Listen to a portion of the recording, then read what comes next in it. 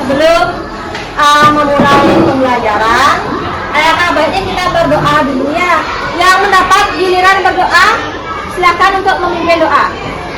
Mendapat giliran berdoa, silakan memimpin doa. Ya, silakan anak. Kalian berdiri. Om Awiduna Mas Astu ya nama Swaha Sri Astu Sebelum memulai pembelajaran, coba tengok dulu teman-temannya, ada tidak yang masuk atau mungkin di luar? Nah, bagus, semua sudah di kelas nih, mengikuti pembelajaran dengan tertib. Baik anak-anak, sebelum memulai pembelajaran, kita akan mengadakan kesepakatan kelas. Bagaimana anak-anak? Setuju? Setuju. Ya, bagus ya. Kesepakatan kelas kita yang pertama, anak-anak semua mendengarkan apa yang Ibu bilang dengan seksama. Ya, nomor 2, anak-anak tidak ada lagi yang keluar masuk ya tanpa alasan yang jelas, misalnya keluar beli minum lagi tidak ada ya. Terus selanjutnya anak-anak juga aktif dalam kegiatan pembelajaran yang akan Ibu laksanakan ya. Jadi bagaimana anak-anak semua sudah sepakat? Ya. Selanjutnya sebelum memulai kegiatan selanjutnya, alangkah baiknya jika kita menyanyikan lagu AJT ya. Silakan siapa yang memimpin ke depan? Ya, siapa yang memimpin ke depan? Oke, depan memimpin lagu Garuda Pancasila ya. Oke, depan.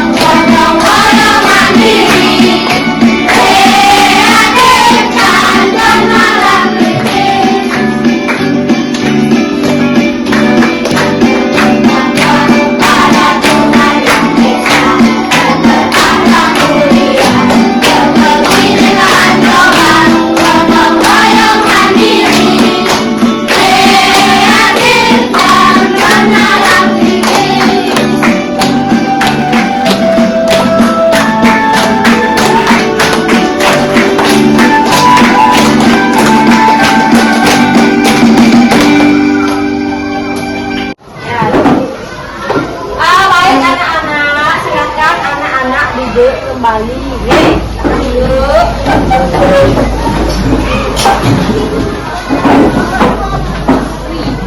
Ini Ibu akan memperkenalkan proyek P5 kita yang berjudul Inilah Budaya Oke. Di mana ini merupakan salah satu dari kearifan lokal kita ya.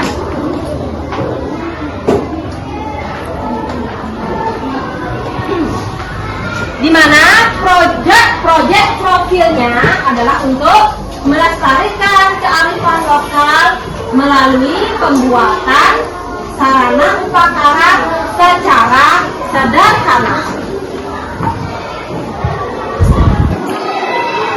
Jadi kompetensi dasarnya itu religiusitas, menerapkan nilai-nilai keagamaan dalam kehidupan sehari-hari, kemandirian ya, jadi anak-anak itu bisa secara mandiri mengembangkan sikap mandiri dan inisiatif dalam belajar ya.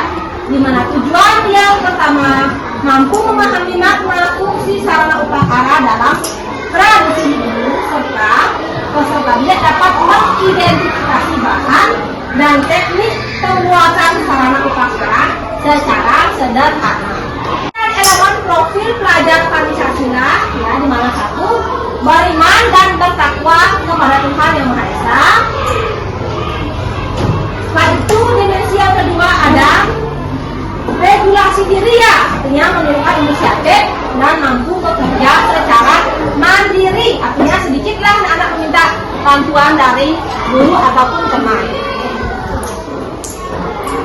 Baik anak, Ibu akan lanjutkan mengenai pengenalan berbagai jenis sarana upakara dalam tradisi hidup ya. Dalam tradisi hidup, sarana upakara merujuk pada berbagai bahan dan alat yang digunakan untuk melaksanakan ritual atau upacara keagamaan, di mana sarana upakara ini beragam dan memiliki makna simbolis yang mendalam. Berikut adalah beberapa jenis sarana upakara yang umum digunakan dalam tradisi Hindu ya. Baik, selanjutnya ada bunga atau puspa ya. Di mana saat kalian itu bersembahyang, pasti kalian itu menggunakan bunga ya. Bunga itu melambangkan keindahan, kesucian dan kebahagiaan ya. Bunga juga sering dipergunakan untuk sarana persembahyangan kepada dewa-dewa. Contohnya ada bunga kamboja, bunga jepun ya. Tetapi ada beberapa bunga yang dilarang filosofisnya dalam agama Hindu. Misalnya itu ada bunga mawar putih anak. Kalau bunga mawar putih itu dihindari dalam persembahyangan karena dia itu berhubungan dengan upacara pemakaman atau duka. Jadi kalau kita mungkin bunga mawar putih itu dihindari.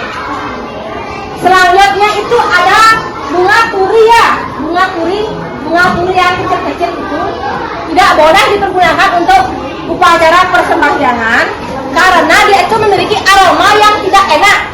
Aromanya sangat tidak enak, artinya dia juga memiliki energi yang negatif ya.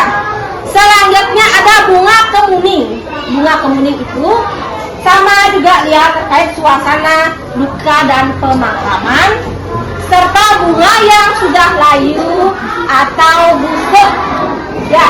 Kalau paling utama bunga yang dipakai persembahyangan itu bunga ratna.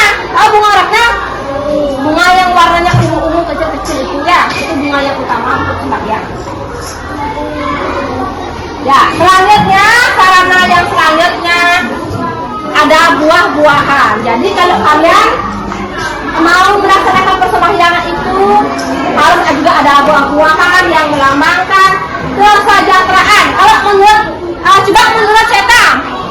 Ceta, buah-buahan seperti apa yang Ceta biasa bawa untuk sembahyang? Kalau misalnya sembahyang ke pura, buah seperti apa? Pisang lagi, apel. Oke.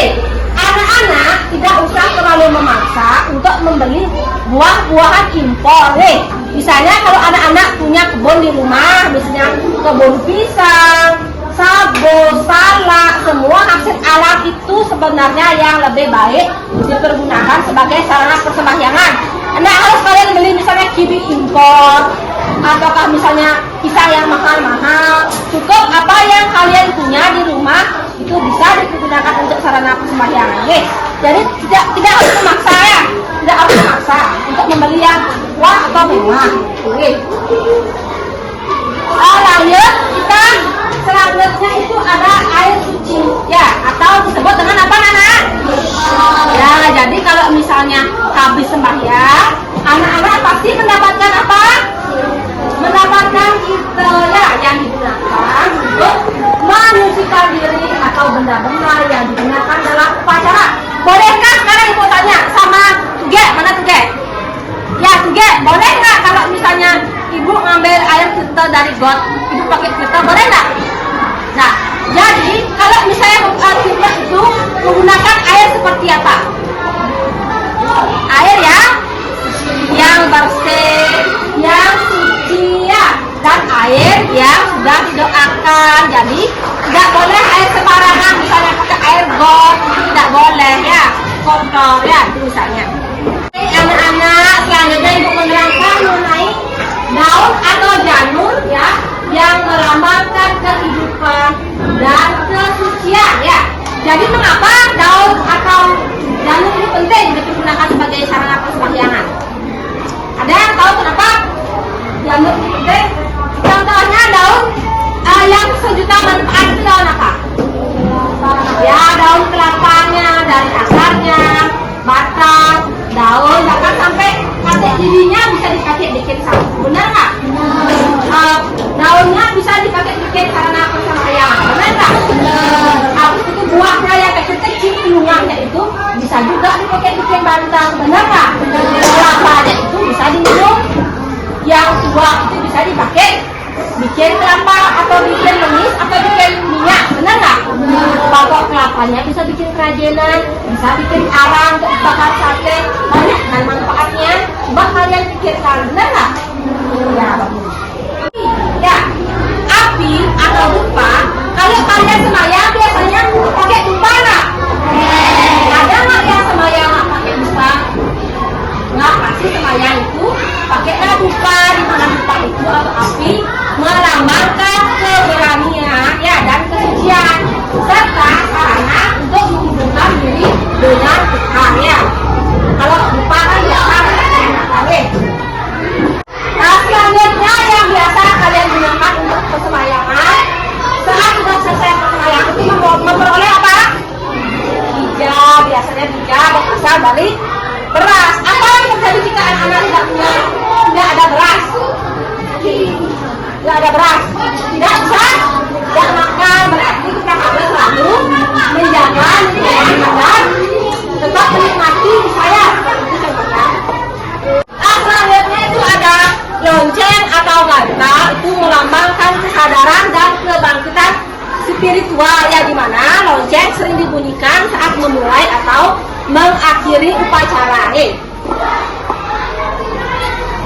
Selanjutnya itu ada sagahan, yaitu jenis persembahan kecil yang biasanya diletakkan di tanah untuk menyeimbangkan antara energi negatif dan energi positif. Contohnya sagahan itu terbuat dari nasi, berisi bawang, jahe, dan garam ya.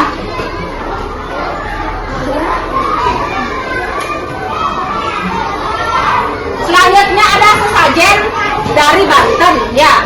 Biasanya merupakan persembahan atau elemen seperti bunga, buah, kue, dan nasi yang disiapkan untuk memuja dan memohon berkah dari dewa-dewa. Contohnya ada Banten Regah, ada Sodan, dan Banten Daksina ya. Sering kalau Daksina kalian pergunakan saat upacara purnama dan program di sekolah sembahyang kan. Selanjutnya ada canang ya. Canang itu ada beraneka ragam, contohnya canang sari, canang cepet, canang genten ya. Dan ini sebagai simbol penghormatan yang biasanya kalian sembahkan itu di pura ataupun di rumah ataupun di meranjang ya, tempat-tempat suci lainnya. Selanjutnya telur ya. Telur itu melambangkan kesuburan atau kehidupan baru, di mana telur biasa liburan. Kalau membuat daksinan anak, cara yang baik itu sudah dapat digunakan. Telur bebek, ya yang paling sebenarnya paling utama itu telur bebek, ya. Karena bebek itu dia memiliki sifat kebijaksanaan yang bisa memilih yang baik dan buruk. Bebek kan dia hidupnya itu lumpur atau kotor, tapi dia kan bisa memakan cacing karena memilih-milih makanannya itu dengan baik. Itu contohnya, ya. Selanjutnya, pentingnya melestarikan tradisi melalui pembuatan sarana upakara dengan menjaga warisan budaya, ya.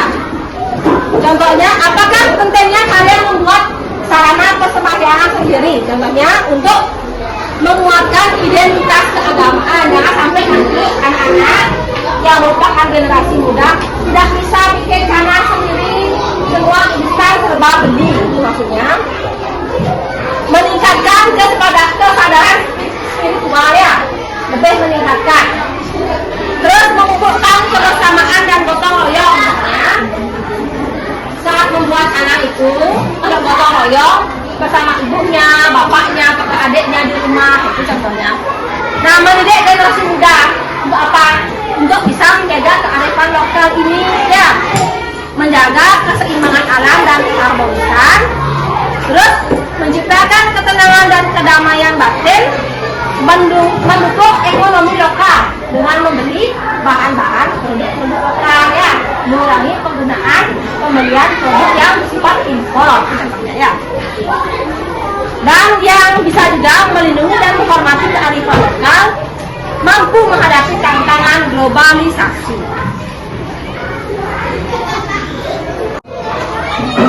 Jadi itulah pentingnya menjaga warisan budaya melalui aktivitas pembuatan sarana upakara dalam tradisi dulu yang nantinya akan bisa melestarikan nilai-nilai keagamaan dan spiritual, pendidikan budaya bagi generasi muda, pemberdayaan komunitas, perlindungan identitas budaya, kontribusi pada keberlanjutan hidup, pengembangan kreativitas dan keterampilan, hubung antar generasi serta menjaga harmoni sosial. Ya, kalau misalnya kalian membuat sarana upakara, pasti kalian itu berkelompok bikinnya, jadi akan ada hubungan yang harmonis antara sesama anggota kelompok. Ya, baik anak-anak, ibu cukupkan untuk materi proyek ke-5 mengenai kearifan lokal. Sebelumnya ada yang bertanya? Tidak. Kalau begitu mohon yang dapat giliran doa, silakan memimpin doa.